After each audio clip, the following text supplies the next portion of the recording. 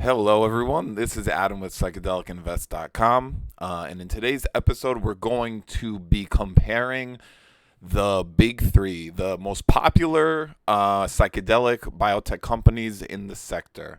We're going to be briefly going over their financials and then doing a more of a deep dive into their pipelines, as I feel that that's where a lot of the value here for you guys is going to be, because it's easy to just talk about the cash runway and be like, hey, they have this long, watch out for this, whatever. I think understanding the drugs that these companies are progressing through their pipeline is extremely important, and that's what I kind of wanted to dig into today, and also just compare them against each other. Also, once again, this is going to be using the updated post quarter one of 2022 earnings report for the company, so it's going to be also more current in regards to the pipeline and the financial comparisons. So let's get kicking.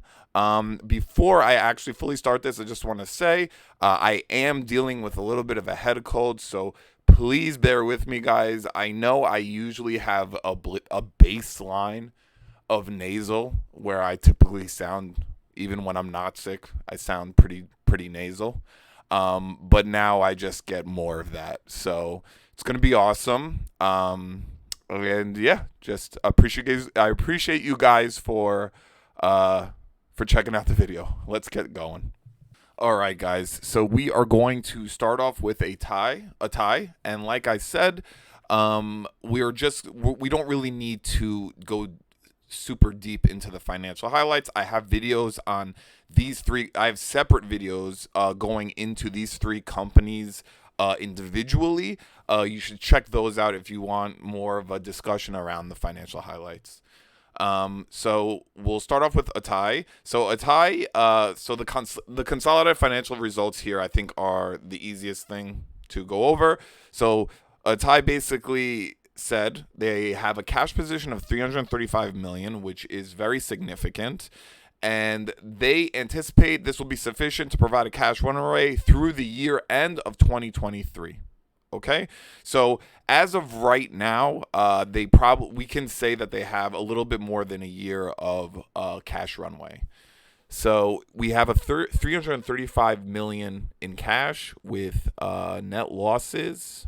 Let's see where can I find them quickly, of 36.9 million. So there you go, and that's a tie for you guys. For a biotech company, especially in the psychedelic center, like I said in other videos, this is definitely, I like this. Over a year of runway is great, and you just have to keep an eye on it to see how the expenses and the net losses keep increasing quarter over quarter. So we'll see how that pans out. Let's get to MindMed next. So with MindMed, they say they have cash totaling 120.5 million, and they anticipate that it's going to last them into 2024. So very similar to Atai. Atai said end of 2023. They're saying into 2024. So both of these guys, MindMed and Atai, have a very similar cash runway. If anything, let's say MindMed is claiming that theirs is going to stretch a little bit farther. So MindMed has cash of 133.5 million, and their losses are at 18.5 million. Okay, so far we have MindMed in first with Atai very closely behind them. And now we'll go to Compass. So for Compass, it's essentially, let's break this down. So the net losses were 21.2 million, and their cash and cash equivalents were 243.7 million. So with that said, so I don't see anywhere where Compass basically said we have until this long. But if you do the math here, they have over 2 years of runway, which is extremely significant. Compass is easily in first place when it comes to financials. And if financials are the main, so all three of these companies are great. in my opinion. They're good companies. They're some of the leading companies in the psychedelic sector. So if your main worry is just financials, then Compass would be the way to go because their balance sheet is the strongest out of all three companies. So yeah, that's what I have to say about the financial highlights. So we would put Compass in first, and then MindMed and Atai are very closely behind Compass, or are together way behind Compass. Sorry, Compass has significantly more of a cash runway than both MindMed and Atai. So that's what I have to say about the financial highlights, and let's get to the pipelines. Okay, guys, so we're going to start off with Atai's pipeline. So let's get to it. Let's get started. All right. So we have PCN 101, treatment resistant depression. This is with Perception Neuroscience. This is R-ketamine. So the claim behind R-ketamine is that it's a higher safety profile than traditional ketamine that's being used in clinics right now. So it's already in phase 2. We will see how this turns out. I'm going to be saying this for a lot of these compounds because it's basically we will see how the results pan out through the phases. So this is just a wait and see game. We know within the psychedelic community the potential for ketamine for treating depression. So if this formulation has a higher safety profile, then that's great. And like I said, we'll see how this turns out. So the next compound is RL-007. This is for cognitive impairment associated with schizophrenia. This is with Atai Life Sciences. So this is for cognitive deterioration that comes along with schizophrenia. This is also in the phase 2. This is not a psychedelic compound. So I just wanted to note that for you guys. I think this is an interesting study to follow within Atai's pipeline, and it's already in the phase 2, so it's already further along than some of the other drugs. And once again, the two top drugs that Atai is progressing through their pipeline are both a psychedelic and non-psychedelic compound. So just interesting there. All right, next we have Ibogaine for opioid use disorder. This is with DemiRx. So one of my fellow community members, Jake, made mention to this in the Atai video and how he really wanted to hear more about this, and I totally agree with him. I am eagerly awaiting more news on Atai's Ibogaine because, once again, within the psychedelic community, we know about the Ibogaine is held in very high regard, and we know about the very significant and life-changing effects it can have for people who are suffering from addiction and even withdrawals. So I'm eagerly awaiting news on this. We'll see how it goes, and I'm cautiously optimistic about many of the Ibogaine programs, including MindMed's 18MC. Let's see. Next up, we have GRX-917, which is deuterated etifoxine. So deuterated etifoxine, GRX-917, is for generalized anxiety disorder, and this is being worked on with GABA Therapeutics. So etifoxine, the claim behind it is that it has all the same benefits as benzos like Xanax without the side effects. So these are the exact claims that are being made. You can check the company's website. So let's work on the assumption that the claims are real and true. If this is the reality, so once again, this is a non-psychedelic compound. When you're deuterating any drug, you increase the half-life. And what does that mean? So increasing the half-life is essentially making it so the drug lasts longer in your body so that you are getting the therapeutic benefits for longer. That's to oversimplify it. So now the reason why this would be beneficial for something like etifoxine or GRX-917, something that people are using for anxiety, is because they would have to dose themselves less throughout the day. So think of any type of anti-anxiety medication. If you have to take it less throughout the day because it lasts longer and you're getting the therapeutic benefits longer, I think there is definitely potential there. So this is once again non-psychedelic. If the claim is anywhere near, if the reality is anywhere near what they're claiming, that it has all the benefits of Xanax, for example, but without any of the side effects. They literally say without any of the side effects, then this can be a huge money maker once again for Atai, and the potential here is pretty huge. If they can penetrate that market, we'll see how this goes. Next up, we have N-acetylcysteine. So this is NAC for mild traumatic brain injury, and this is with neuronasal. So it is NN-101.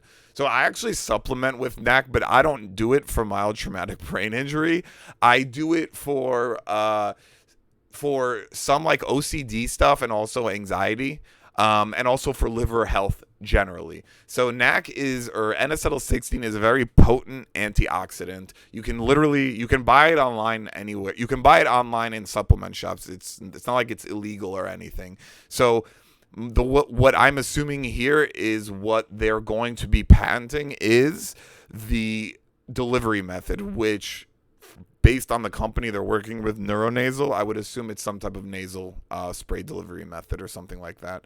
So that's interesting. Like, NAC is being talked about more and more, especially with COVID, because of its effect on glutathione. I would recommend doing more research into N-acetylcysteine. It's a fantastic supplement. And I think it's pretty cool that Atai is looking into it. I had no clue that it could be used for mild traumatic brain injury. So this is, once again, another interesting non-psychedelic drug to follow in Atai's pipeline. And once again, I started with Atai, and you'll see once I get to the other companies, Atai's pipeline is extremely diverse, and it's huge compared to these other companies. So I really hope this illustrates kind of, so like for the first part of the video, we did a good job illustrating the major differences between the cash runways of all three companies. Granted, it was just Compass in the lead Compass is way in the lead in terms of financial highlights, but just like that, Atai is way in the lead when it comes to the diversity of their pipeline, and I hope you guys are seeing that through this video now. Okay, so next we have KUR-101, opioid use disorder. This is with Curez. So I touched on this in the Atai video. I highly recommend you guys check out that video. So what is this? So once again, they're deuterating mitragynine. So what is mitragynine? I hope I am not butchering that pronunciation. My apologies if I am. So mitragynine is the active ingredient in kratom. So what is kratom? Kratom is essentially opiate with a higher safety profile than traditional opiates that we have on the market, like oxycodone, hydrocodone, oxycontin, any of the opiates. So what makes kratom, or specifically mitragynine, have a higher safety profile than the traditional psychedelics, than traditional opiates that we have available on the market? It's that it doesn't cause respiratory depression, or it's not known to cause respiratory depression. I have not read about any cases where kratom, or specifically mitragynine, has caused respiratory depression. And due to that, it is very, very, very difficult to near impossible to overdose on mitragynine. So that's what I mean by a higher safety profile compared to the psychedelics that we have FDA approval now that are on the market. Psychedelics, I keep saying that, I'm sorry. The opiates that we have on the market. Because you can overdose on those opiates, and they can be very dangerous. So once again, mitragynine is definitely will be an addictive drug. Like, it is an opiate for all intensive purposes.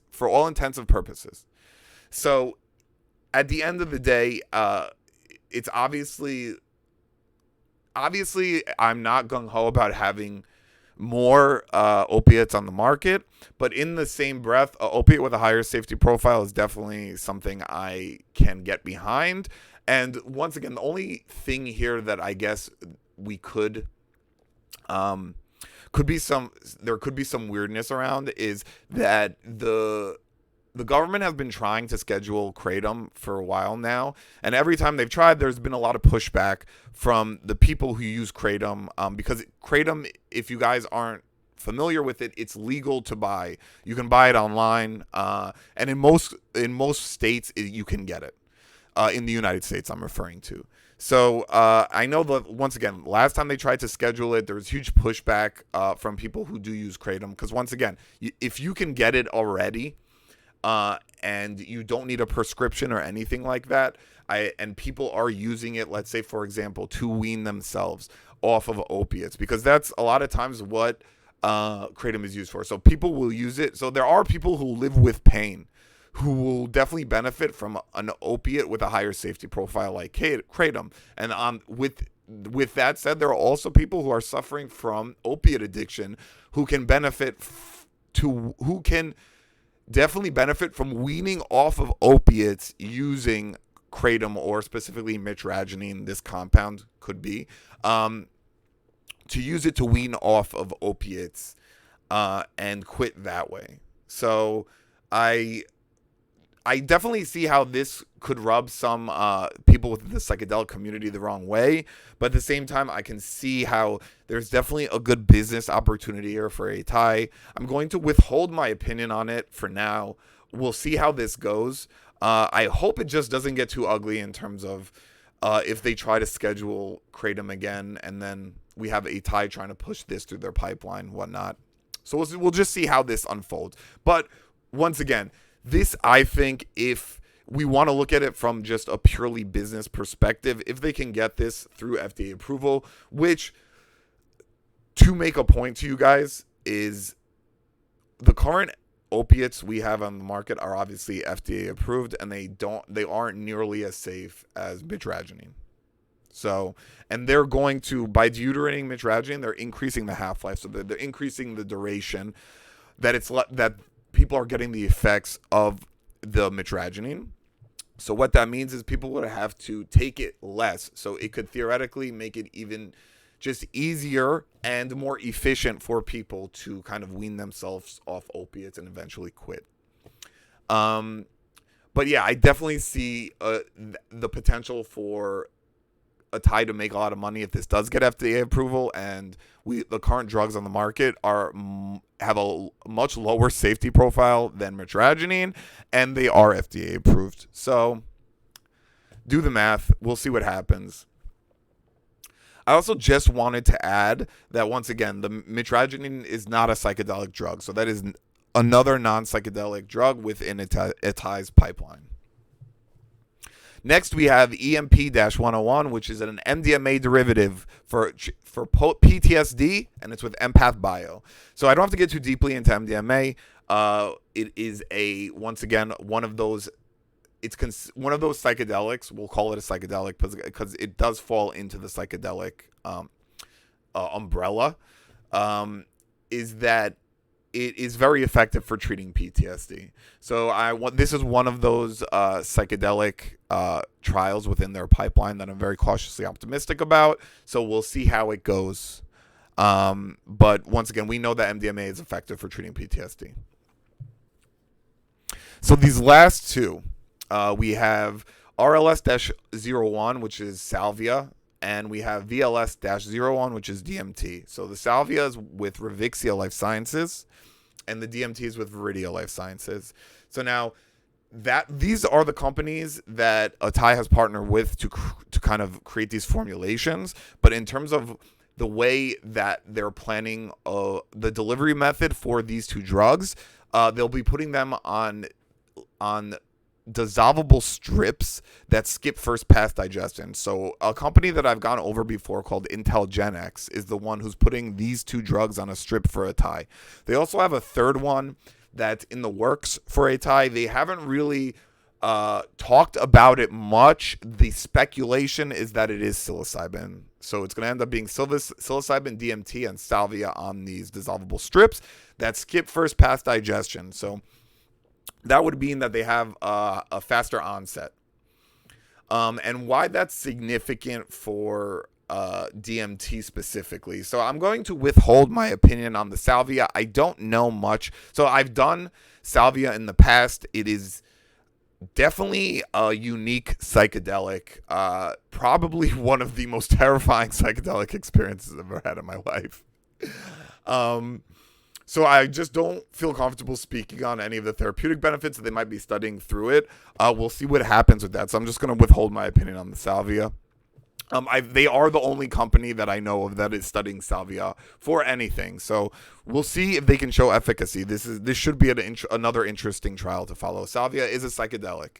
So in regard to the DMT, so you guys all know that I hold DMT in very high regard, and I'm going to once again talk about it from the perspective of just.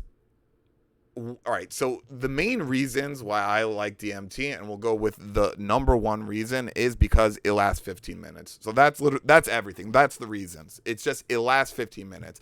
So in terms of the significant amount of therapeutic benefits that a breakthrough session that DMT provides, and you're only sacrificing 15 minutes of your day, I think that is so significant.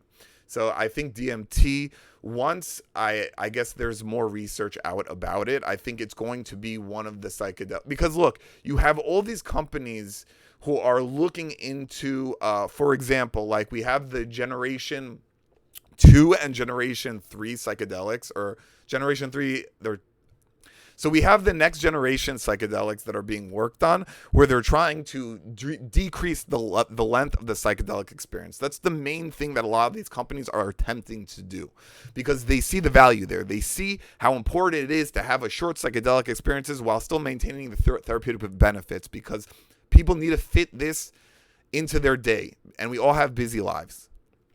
DMT is already packaged like that. It already lasts 15 minutes. You don't really have to tweak much. And at a 15-minute experience, if you do get that breakthrough experience, and even some non-breakthrough experiences, the therapeutic benefits cannot be understated. They're very significant. So that's why I really that's why I see the potential for DMT for therapeutic benefits, and I think it's great.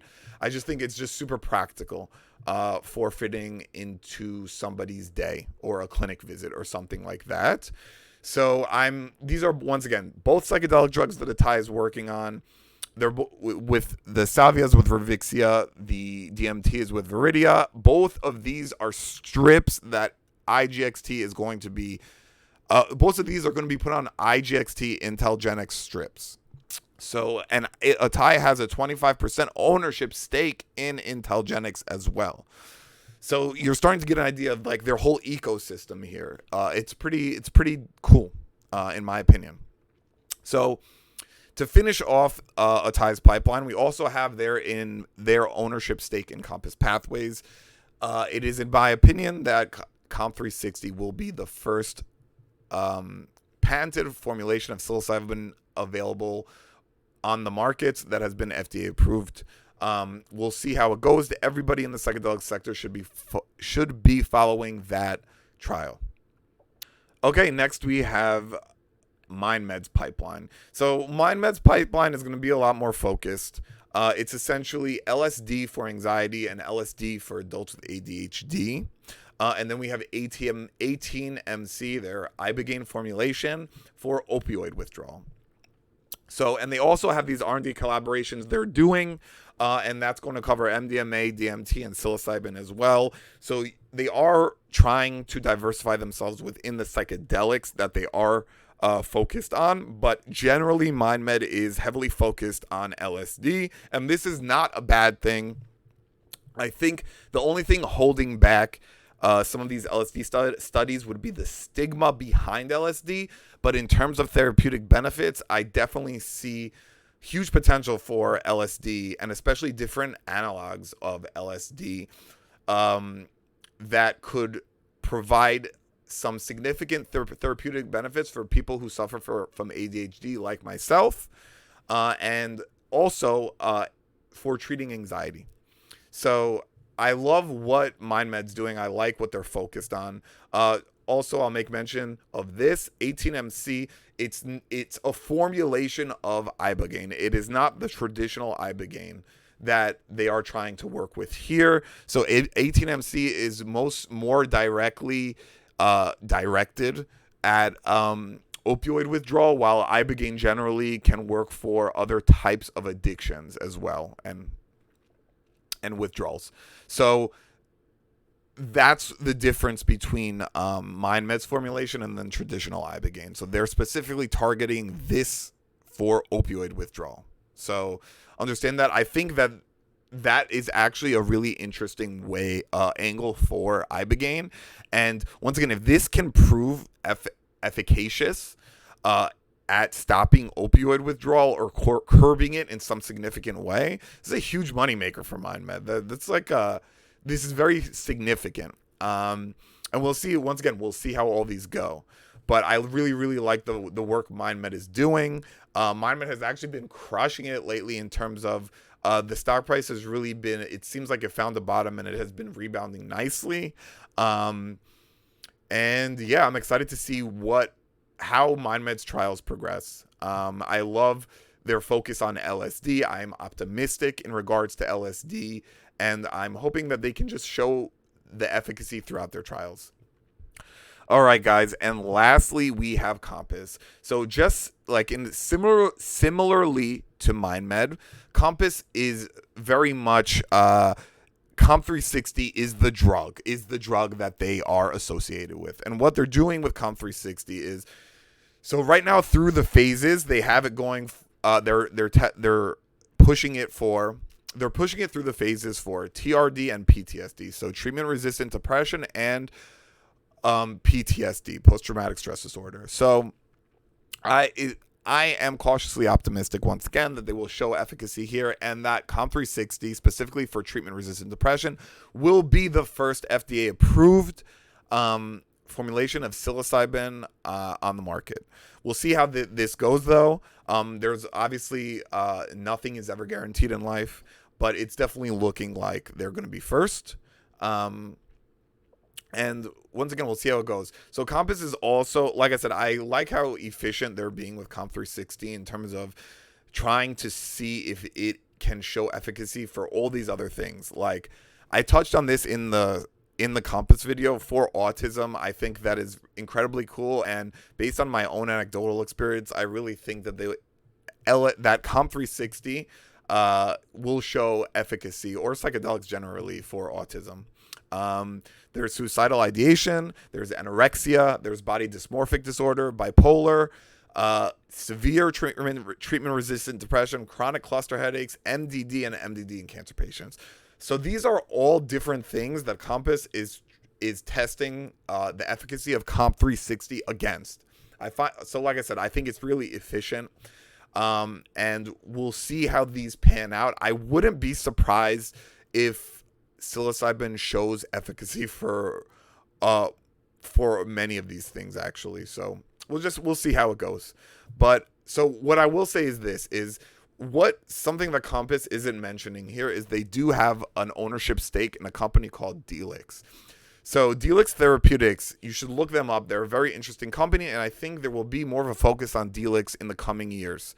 Delix is focusing on next generation psychedelics, and also like specifically for their generation 3, they're not even going to be psychedelics anymore. They're going to have all the benefits of psychedelics without hallucinating. That's what they're aiming for with generation 3 psychedelics.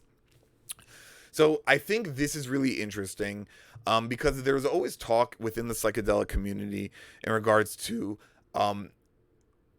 how much of a therapeutic benefit does how much of the therapeutic benefits that we get from psychedelics are tied to the psychedelic experience itself. So like if you kind of divorce the psychedelic experience from the psychedelics, can you still retain those therapeutic benefits? So that's what Delix is trying to show with their generation 3 psychedelics. Their generation 2 psychedelics are going to just be psychedelics that still have the psychedelic aspect to them, but just with a higher safety profile. But generation 3 is where I find it more interesting. So once again, Compass has an ownership stake in this company. I think it's about 8%. So it does diversify them a bit, but at the end of the day, Compass is really going to live and die by Comp 360. So we'll see how this goes. But I just want to jump back to the Generation 3 and the Delix conversation for a second, because I find it really interesting. So I guess the question is if you divorce psychedelics from the psychedelic experience, can they show efficacy? I think from a scientific perspective, yes, you will see that they will retain some of they will retain the therapeutic benefits, but I don't know as far as in terms of what happens if you don't have the psychedelic experience anymore. I think it's really interesting to see how this goes as this sector matures. But I guess I turn the question to you guys. Those of you watching this video, and I'll end this video on this. Where do you guys think that we will eventually reach a point where they're making these drugs that they're going to have all the benefits that psychedelics bring without the psychedelic experience? How does that make you guys feel? Where do you guys think we're going to get with this new generation of psychedelic molecules and drugs being developed? I think it's super interesting, and I can't wait to see how this sector develops and matures. Okay, so now to jump back to this. So now you guys have seen the comparison of the pipelines. All three companies, I really like their pipelines, and I can't say enough good things about all three companies. Atai hands down wins in terms of the diversity of their pipeline. So let's just count it here. We have 1, 2, 3, 4, 5, 6, 7, 8, 9, and then we have the Compass pathways. So we have basically 10 different drugs within their pipeline, and out of those 10 drugs, we have 1, 2, 3, 4 drugs. Out of the 10 drugs, 4 drugs that are non-psychedelic. So that really diversifies Atai a bunch. So 10 drugs, 4 are not psychedelic, 6 are psychedelic, and you have a significantly diversified pipeline here for a company that is focusing on more than just psychedelics. They're focusing on solving some mental health problems generally, and also cognitive deterioration.